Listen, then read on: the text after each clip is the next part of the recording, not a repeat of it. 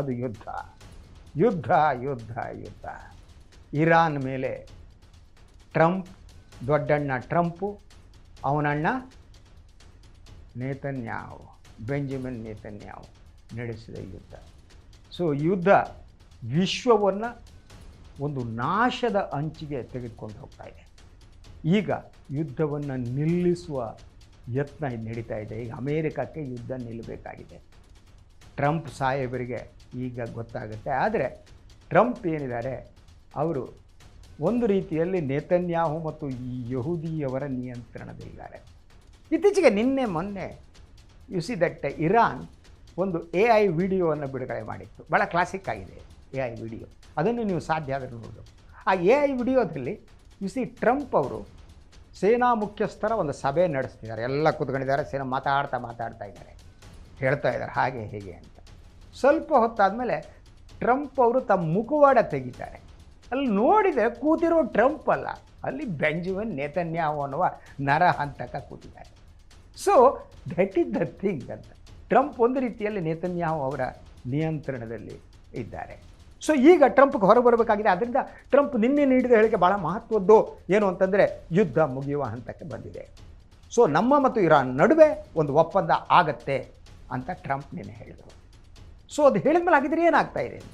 ಬಹುತೇಕ ಈ ಮಧ್ಯಸ್ಥಿಕೆಯನ್ನು ನಡೆಸ್ತಾ ಇರೋದು ಪಾಕಿಸ್ತಾನ. ಇದು ಭಾರತದ ಹಲವರಿಗೆ ಬೇಸರ ತರುವಂಥ ವಿಚಾರ. ಏನು ರೀ ಇದು, ಇಂಥ ಮಹತ್ವ ಪಾಕಿಸ್ತಾನಕ್ಕೆ ಬಂದುಬಿಡ್ತಲ್ಲ. ಎಲ್ಲ ಮಾತಾಡ್ತಾರೆ, ಭಿಕ್ಷಾಟನೆಯ ದೇಶ, ಅವ್ರ ಹತ್ರ ಕಾಸೇ ಇಲ್ಲ, ಅವರು ಬರೇ ಟೆರರಿಸ್ಟ್ ದೇಶ. ನಾವು ಹೇಳ್ತಾ ಇದ್ದೀವಿ, ಆದರೆ ವಿಶ್ವದಲ್ಲಿ ಈ ವಿಚಾರದಲ್ಲಿ ಪಾಕಿಸ್ತಾನದ ಮಾನ್ಯತೆ ಜಾಸ್ತಿ ಆಗ್ತಾಯಿದೆ. ಸೊ ಅಸೀಮ್ ಮುನಿಮಾ ಅವರು ಸೇನಾ ಮುಖ್ಯಸ್ಥರು ಟ್ರಂಪ್ ಅವರ ಸೂಚನೆಯ ಮೇರೆಗೆ ಇರಾನ್ಗೆ ಹೋಗಿದ್ದರು. ಇರಾನ್ದಲ್ಲಿ ಕೂತು ಅಲ್ಲಿಯ ಸ್ಪೀಕರ್ ಜೊತೆಗೆ ಮತ್ತು ಅಲ್ಲಿ ಅಧಿಕಾರಸ್ಥರ ಜೊತೆ ಚರ್ಚೆ ನಡೆಸಿ ಈ ಮಾತುಕತೆ ಒಂದು ಹಂತಕ್ಕೆ ಬರುವಂತೆ ಮಾಡಿದ್ದಾರೆ ಅಂತ ಹೇಳಲಾಗ್ತಾ ಇದೆ. ಅದರ ವಿವರಗಳು ಬಂದಿಲ್ಲ.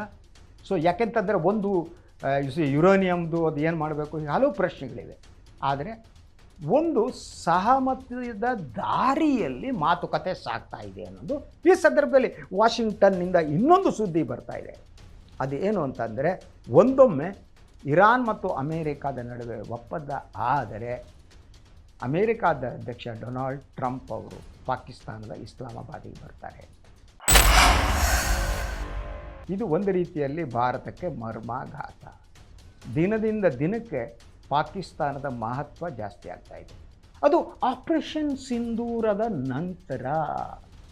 ಆಪರೇಷನ್ ಸಿಂಧೂರದ ನಂತರ ಭಾರತ ಸ್ಲೋಲಿ ವಿಶ್ವದ ನಕಾಶೆಯಲ್ಲಿ ಏನೋ ಪಕ್ಕಕ್ಕೆ ತಳ್ಳಲ್ಪಡ್ತಾ ಇದೆ. We did something mistaken, we are mistaken. ನಾವೆಲ್ಲಿ ತಪ್ಪು ಹೇಳೋಕೆ ಹೋದರೆ ಭಕ್ತರು ಗೀತರು ಮೈ ಮೇಲೆ ಬರ್ಬೋದು. ಬಟ್ ನಾವೊಂದು ರೀತಿಯಲ್ಲಿ ನಾನು ಇನ್ನೊಂದು ನಾವು ಐಸೋಲೇಟ್ ಆಗ್ತಾ ಇದ್ದೀವಿ ಅಂತ ಅಂದೆ. That is the situation. ಪಾಕಿಸ್ತಾನಕ್ಕೆ ದಿನದಿಂದ ದಿನಕ್ಕೆ ಮಹತ್ವ ಜಾಸ್ತಿ ಆಗ್ತಾ ಇದೆ. ಏನಾದರೂ ಟ್ರಂಪ್ ಅವರು ಪಾಕಿಸ್ತಾನಕ್ಕೆ ಹೋದರೆ it will be disastrous for us. ಯಾಕೆಂದರೆ ಪಾಕಿಸ್ತಾನ ಮತ್ತು ಅಮೇರಿಕಾದ ನಡುವಿನ ಸಂಬಂಧ ಇದೆಯಲ್ಲ, ದಿನದಿಂದ ದಿನಕ್ಕೆ ಸುಧಾರಿಸ್ತಾ ಇದೆ. ಸೊ ಅಮೇರಿಕಾ ಪಾಕಿಸ್ತಾನಕ್ಕೆ ಅತಿ ಹೆಚ್ಚಿನ ಮಹತ್ವ ಕೊಡ್ತಾರೆ. ದಿನಕ್ಕೆ ಒಂದು ಬಾರಿ ಆದರೂ ಟ್ರಂಪು ಪಾಕಿಸ್ತಾನವನ್ನು ಹೊಗಳ್ತಾರೆ. ಹಾಗಂತ ಭಾರತ ಮೋದಿ ಜೊತೆ ಮಾತಾಡಿದ ಮೇಲೆ ಭಾರತ ನನ್ನ ಅತ್ಯುತ್ತಮ ಗೆಳೆಯರು, ಅವರು ಮೋದಿ ನನ್ನ ಫ್ರೆಂಡ್ ಅಂತ ಹೇಳಿಕೆ ಕೊಡಿದ್ರೆ ಬೆಲೆ ಇಲ್ಲ. ನೀವು ಅದು ಯಾವಾಗ ಬೆಲೆ ಬರುತ್ತೆ ಅಂತಂದರೆ ನೀವು ಅವ್ರ ಗೆಳೆಯನಾದರೆ ಅವ್ರನ್ನ ಹ್ಯಾಂಗೆ ಟ್ರೀಟ್ ಮಾಡ್ತೀವಿ ಅನ್ನೋದ್ರ ಮೇಲೆ ಸುಮ್ಮನೆ ಹೇಳಿಕೆಗಳನ್ನ ಕೊಟ್ಕೊಂಡಲ್ಲ. ನೀವು ಪಾಕಿಸ್ತಾನಕ್ಕೆ ಕೊಡ್ತಾ ಇರುವ ಮಹತ್ವವನ್ನು ಭಾರತಕ್ಕೆ ಕೊಡದಿರುವುದಿದೆಯಲ್ಲ, ಅದು ದುಃಖಕರವಾದ್ದು ಅಲ್ವಾ. 140 ಕೋಟಿಯ ದೇಶ. ನಮ್ಮ ಇತಿಹಾಸದಲ್ಲಿ ಯುದ್ಧವನ್ನು ವಿರೋಧ ಮಾಡ್ತಾ ಬಂದವರು ನಾವು. ಸಹನೆ, ಪ್ರೀತಿಯ ಬಗ್ಗೆ ಮಾತನಾಡಿದವರು, ಅಹಿಂಸೆಯ ಬಗ್ಗೆ ಮಾತನಾಡಿದವರು. ನಮ್ಮ ಇಡೀ ದೇಶದ ಬುನಾದಿ ಅಲಿಪ್ತ ನೀತಿಯಲ್ಲಿದ್ದಂಥದ್ದು. ಇಂಥ ಸಿಚುವೇಷನ್ನಲ್ಲಿ ಇಂತಹ ಸಮಸ್ಯೆ ವಿಶ್ವ ಎದುರಿಸ್ತಿದ್ದಾಗ ಭಾರತ ಅದರ ಮಧ್ಯಸ್ಥಿಕೆಯನ್ನು ವಹಿಸಿದರೆ ನಮಗೆಲ್ಲ ಎಷ್ಟು ಹೆಮ್ಮೆ ಆಗ್ತಿತ್ತು ಅಲ್ವಾ. ಅದ್ರ ನಾವಿಲ್ಲ ಅನ್ನೋ ಕಾರಣಕ್ಕೆ ಅದು ಬಿಟ್ಕೊಂಡು ನಾವು ದಲ್ಲಾಳಿಗಳಲ್ಲ ಅದಲ್ಲ ಅಂತ ಜೈಶಂಕರ್ ಹೇಳಿಕೆ ನೀಡೋದು. ಅದೇನೋ ಎಂತ ಇದ್ರೆ ಕಡಲೆ ಏನೋ ಅಂತಾರಲ್ಲ, ಅಲ್ಲಿದ್ರೆ ಕಡಲೆಗೆ ನಾವು ಕಬ್ಬಣ ಅಂತ ಆ ಟೈಪ್ ಅಲ್ವಾ. ಯಾಕೆ ಅದು ಸಾಧ್ಯ ಆಗ್ತಾಯಿಲ್ಲ ಅಂದರೆ, ಈಗಲೂ ಕೂಡ ಹಲವಾರು ವಿದೇಶಿ ರಾಜನೀತಿಜ್ಞರು ಹೇಳೋದು ಅಂತಂದರೆ, ಈ ಇಂಡಿಯಾ ಏನು ತಪ್ಪು ಮಾಡ್ತು ಅಂತಂದರೆ, ಈ ಇರಾನ್ ಮೇಲಿನ ಯುದ್ಧ ಪ್ರಾರಂಭ ಆಗುವುದಕ್ಕೆ 2 ದಿನ ಮೊದಲು ಭಾರತದ ಪ್ರಧಾನಿ ನರೇಂದ್ರ ಮೋದಿಯವರು ಇಸ್ರೇಲಿಗೆ ಹೋದದ್ದೇ ಅದು ಬಹುದೊಡ್ಡ ತಪ್ಪು ಅಂತ ವಿಶ್ಲೇಷಣೆ ಮಾಡಲಾಗ್ತಾ ಇದೆ. ಅದನ್ನು ಮೋದಿ ಭಕ್ತರು ಒಪ್ಪಲ್ಲ, ಅದು ಬೇರೆ ಪ್ರಶ್ನೆ. ಎಸ್, ಆ ಮೂಲಕ ನಾವು ಮಧ್ಯಸ್ಥಿಕೆ ವಹಿಸಿ ವಿಶ್ವದ ಅತಿ ದೊಡ್ಡ ಸಮಸ್ಯೆಯನ್ನು ಬಗೆಹರಿಸೋ ಅವಕಾಶವನ್ನು ಕಳೆದುಕೊಂಡು ನಾವು ಪಾರ್ಟಿಜನ್ ಆಗಿಬಿಡ್ತೀವಿ. ನಾವು ಎಷ್ಟು ಪಾರ್ಟಿಜನ್ ಆದ್ವಿ ಅಂದರೆ, ಬೆಂಜಮಿನ್ ನೇತನ್ಯಾಹು ಅವರ Israel fathers nation, mothers nation, mothers nation, father nation ಅಂತ ಹೇಳಿಬಿಟ್ಟು ಈ ನಮ್ಮ ಇಂಡಿಪೆಂಡೆಂಟ್ ಆದ ವಿದೇಶಾಂಗ ನೀತಿಯನ್ನು ಬೆಂಜಮಿನ್ ನೇತನ್ಯಾಹು ಅಂತ ನರಹಂತಕನ ಪಾದದ ಮುಂದೆ ತೆಗೆದುಕೊಂಡು ಹೋಗಿತ್ತು. Very big mistake, very big mistake. ಅದಾದ ಮೇಲೆ ಯುದ್ಧ ನಡೀತು. ಎಲ್ಲೋ ಅವರಿವ್ರ ಜೊತೆ ಫೋನ್ನಲ್ಲಿ ಮಾತಾಡಿದ್ಬಿಟ್ರೆ ನಮ್ಮನ್ನು ಯಾರೂ ಗಂಭೀರವಾಗಿ ತೆಗೆದುಕೊಳ್ಳದ ಸ್ಥಿತಿ ನಿರ್ಮಾಣ ಆಯಿತು. ಈಗ ಅದು ಇನ್ನೊಂದು ಹಂತಕ್ಕೆ ಬರ್ತಾ ಇದೆ. ಪಾಕಿಸ್ತಾನದ ಮಹತ್ವ ಜಾಸ್ತಿ ಆಗ್ತಾ ಇದೆಯಲ್ಲ, ಇದಾದ ಮೇಲೆ ಇದ್ರ ಪರಿಣಾಮ ಏನಾಗುತ್ತೆ ಅನ್ನೋದ್ರ ಬಗ್ಗೆ ಆಲೋಚನೆ ಮಾಡಬೇಕು. ಇನ್ನು ಪಾಕಿಸ್ತಾನ ಉಗ್ರಗಾಮಿಗಳನ್ನು ಬೆಳೆಸುವ ದೇಶ. ಅವರು ನಾಳೆನೂ ದಟ್ ಉಗ್ರಗಾಮಿಗಳನ್ನು ಬೆಳೆಸಿ ದೇಶದ ಒಳಗೆ, ಕಾಶ್ಮೀರದ ಒಳಗೆ ಕಳಿಸ್ತಾರೆ, ಭಯೋತ್ಪಾದನೆ ಚಟುವಟಿಕೆಯನ್ನು ಮಾಡ್ತಾರೆ. ಆದರೆ ಈಗಾಗಲೇ ಟ್ರಂಪ್ ಹೇಳಿದ್ದೇನು ಗೊತ್ತೇನು ನಿಮಗೆ? Trump what he said, do you know? ಇನ್ನೊಮ್ಮೆ ಪಾಕಿಸ್ತಾನ ಮತ್ತು ಭಾರತದ ನಡುವೆ ಯುದ್ಧ ಆದರೆ ನಾವು ಭಾರತಕ್ಕೆ ಬೆಂಬಲ ನೀಡಲಾರೆವು.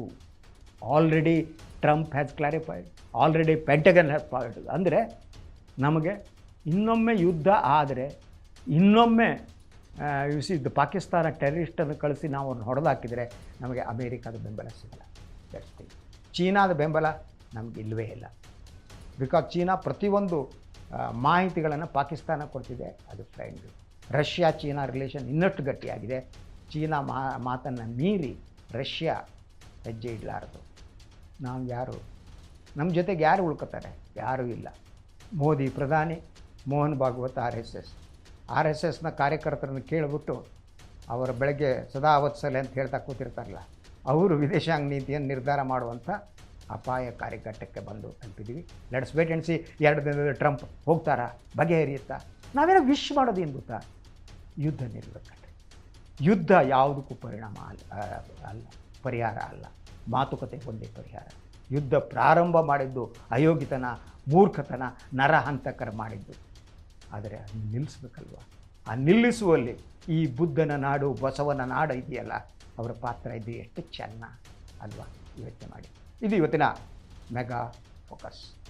ಇನ್ನೊಂದು ವಿಚಾರದಲ್ಲಿ ನಾಳೆ ಬರ್ತೀನಿ, ಮಾತನಾಡ್ತೀನಿ. ಅಲ್ಲಿಯವರೆಗೆ ಎಲ್ಲರಿಗೂ ನಮಸ್ಕಾರ.